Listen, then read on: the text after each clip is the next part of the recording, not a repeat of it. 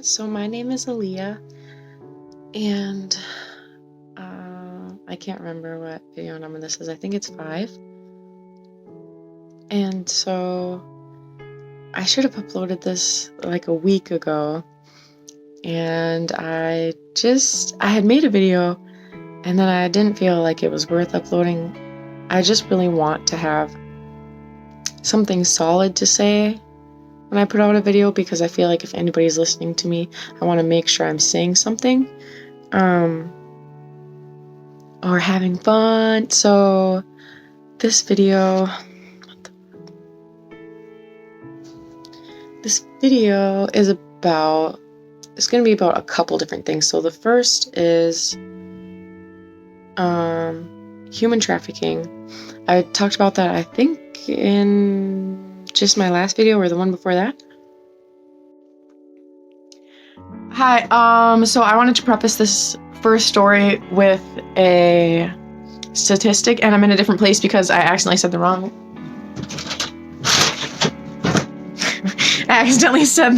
statistic. So the statistic is 40 to 50%, and this is a widely believed one, 40 to 50% of of Thailand families traffic their daughters. But Benjamin DeLaGhettos, who made the movie Nefarious with Exodus Cry, his organization that he started to fight human trafficking, they went to Thailand, spoke to somebody, and that official, I forgot what her title was, she let them know that it was actually 80 to 90% of families are trafficking their daughters. So that's all I wanted to say. And so I'm saying this because to preface this little story, which is I was watching, I believe the YouTube channel is called Cut. I was watching one of the Cut videos, and it was one of their truth or drink videos, because I just think those are hilarious, like, because of the pairings they put together. And then I saw they had uploaded one with Timothy DeLaGhettos, and I've been a fan of him since like before he was on Wild and Out. And so I was excited to like see him again and something new. And then his dad was in the video too, so he's playing truth or drink with his dad. And the question, Timothy's dad asked Timothy how old was he when he lost his virginity, and then after he answered, Timothy asked his dad, what's your answer? And his dad said he was 17 or 18, or he said he was 18 or 19. I can't remember. One of those three. And then he said there's so many prostitutes in Thailand, so that like once his friends found out that he was a virgin, they just brought him to a prostitute. And that's really sad, right? You find out your friend is a virgin, and there's just so many prostitutes out there that you just bring your friend to a prostitute, and it's normal. Like, and the fact that they really don't realize that most of those girls don't want to be there is kind of mind-boggling. That's how far sex trafficking and human trafficking has gone. It's so I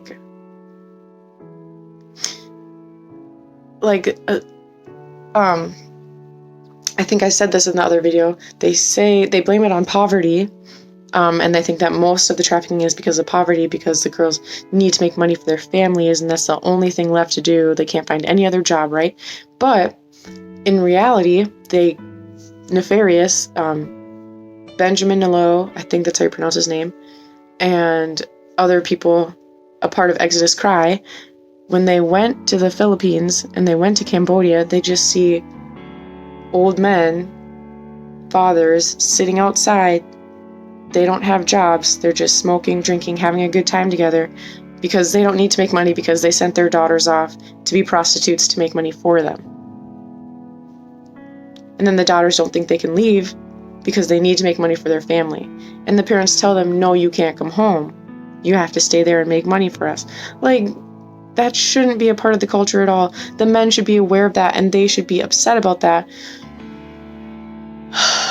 It's so absolutely crazy. So that just made me really sad, and it made me sad to think that nobody on the whole Cut production team knew that. Timothy didn't know that. His dad didn't know that. So many people were a part of this before it went out into the public, and not one of them knew. Like, and if they did, you know, I want to know, like, did you say something to Timothy's dad? Like, not in like an accusing way, but just to let him know, like, or just ask him if he knows what's going on with Thailand, you know? Because it's not like anger towards Timothy's dad, because he was ignorant of what was going on, and he obviously still is.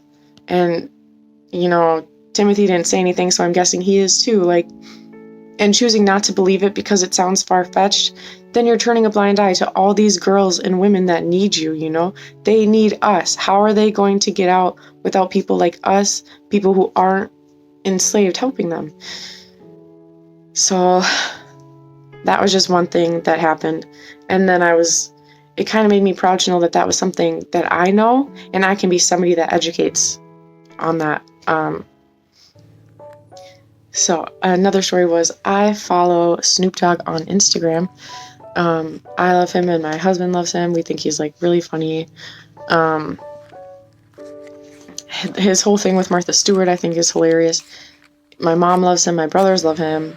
And I think it's really cool that he's somebody that also speaks up for what he believes in too. But so today, he's posting a lot of stuff about the Harvey Weinstein interview with Gayle and Oprah. I don't really know what that is because I hadn't even heard of it. I didn't know what was going on there. I didn't know Oprah was accused of being a friend of Harvey, or was a friend of Harvey. Like, because I'm not a fan of Oprah, and like, not by choice. I've never looked into her, like, whatever.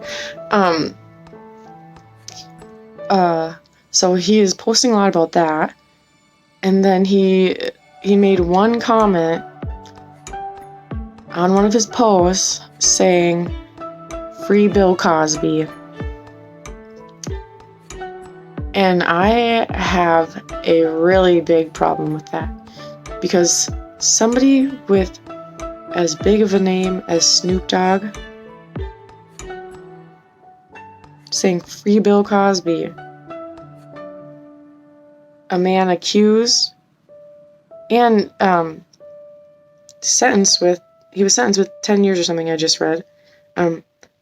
But 50 people came forward, I believe. I don't know how many of those it was said were true or not, or because I haven't heard of anybody falsely accusing him, like, of any of the women. Because I didn't really want to look into it for the longest time, because I was really sad about it.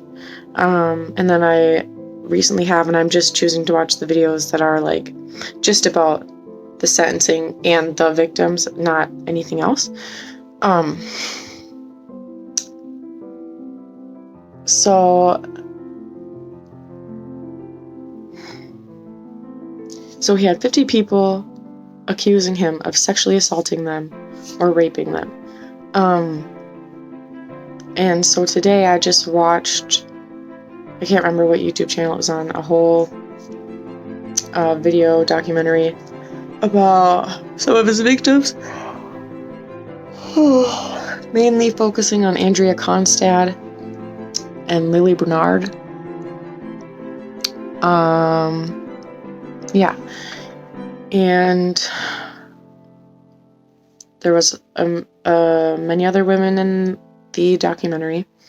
I just can't recall their names. So I have a problem with Snoop defending Cosby, because Snoop is such a big name, has so many friends, and can reach a wide audience. Now you're alienating, pretty much anybody who's ever been raped or sexually assaulted, because you're choosing to publicly not believe these women. He has been charged with the crime.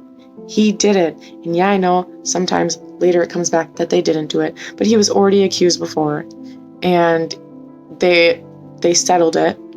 So that tells me he settled it for a reason, because she's telling the truth. You know what I mean?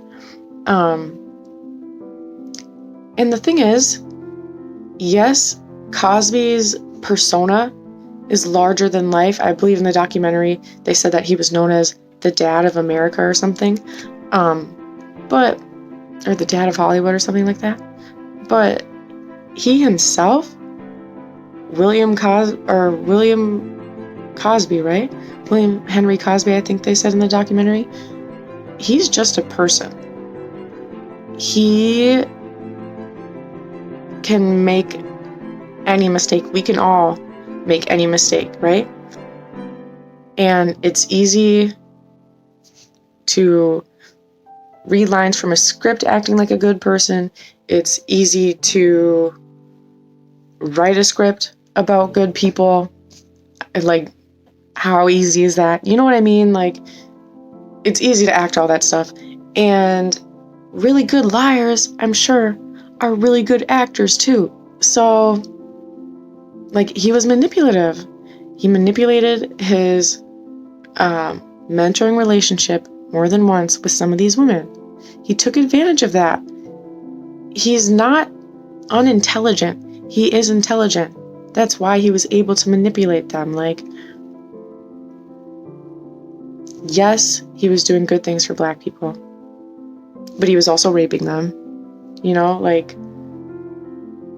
can we just stand with the survivors instead of making it into a thing about, well, he was one of the only good, or one of the first Black role models or whatever? Because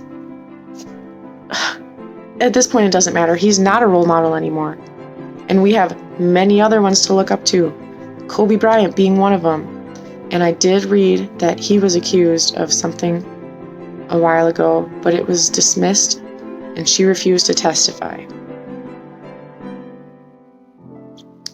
And I would think the only reason that she would refuse to testify is if she was lying. Because if she wasn't lying, Kobe probably would have been scared, just like Bill Cosby, and settled with her instead. You know what I mean? Like,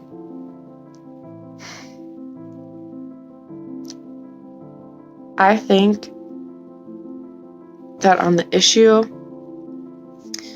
of rape and sexual assault, we need to start educating ourselves. First, educate yourself on the action. Educate yourself on how it makes the victim feel. And, you need to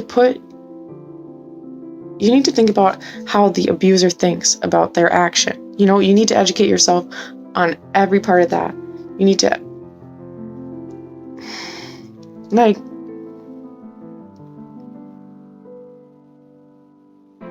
there are videos out there about how to tell if a rape accusation is false. And I think watching those type of videos too, made by professionals, is also a good idea, because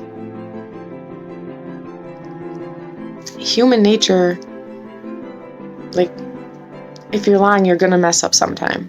And I do think if you are somebody that is falsely, or has falsely, somebody that falsely accuses somebody for rape, I feel like they should just get the same charge, because they were ready to give somebody that charge for something they didn't do, maybe just because they were mad at them. Like, and then you're just making it harder for real victims, real survivors, to come forward and be heard as the truth, as truthful. Like, it just blows my mind. We're fighting for more equality for women, yet then some of us women falsely accuse to make it harder for our women survivors. Okay, you're not helping anybody, not even yourself. Not even yourself. Even if you win and put that man in jail, that's not a win. And that's really sad. And then we're fighting for, equality as a race. Yet people would probably get mad about me talking about this, which is something I just recently discovered, like last year, that because I'm only half black, that means I'm not black. What do you think somebody sees when they look at me? Because they don't see a Caucasian person. So, I am American, European, and I am African American.